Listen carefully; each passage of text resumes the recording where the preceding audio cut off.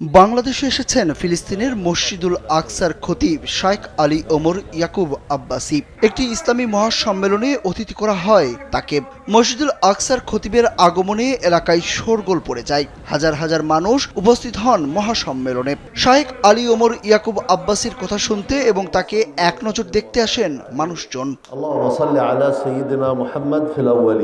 শাইখ আলী ওমর ইয়াকুব আব্বাসি প্রায় ৪০ বছর ধরে মুসলমানদের প্রথম কিবলা মসজিদুল আকসার খতিবের দায়িত্ব পালন করছেন বলে জানান তিনি।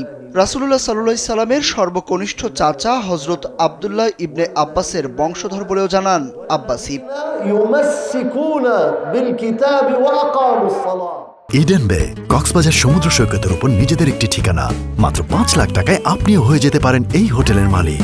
মঙ্গলবার রাত 8:30টার দিকে দেবিদ্বার রেয়াজউদ্দিন পাইলট উচ্চ বিদ্যালয় মাঠে আয়োজিত ইসলামী মহাসম্মেলনে প্রধান মেহমানের বক্তব্যে নিজের দেশ নিয়ে কথা বলেন আল আকসার খতিব। বলেন, ফিলিস্তিনে বছরের পর বছর মুসলমানরা জুলুম নির্যাতনের শিকার হচ্ছেন। মুসলমানদের পাখির মতো গুলি করে মারা হচ্ছে। তিনি তার দেশের জন্য সকলের কাছে দোয়া চান। সম্মেলনে বাংলাদেশ প্রসঙ্গে শাইখ আলী ওমর ইয়াকুব আব্বাসি বলেন, বাংলাদেশের অনেক আলেম ওলামাকে বছরের পর বছর জেলে রেখে নির্যাতন ও জুলুম করা হয়েছে। মিথ্যা অপবাদে ফাঁসি দেওয়া হয়েছে।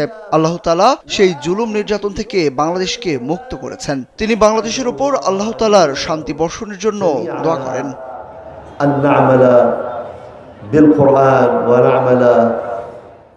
বক্তব্যের শুরুতেই আল আকসার এই খতিব মহান আল্লাহর প্রশংসা করে বলেন, আল্লাহ তাআলা এই পৃথিবীতে যা কিছু সৃষ্টি করেছেন সবই মানুষের কল্যাণের জন্য।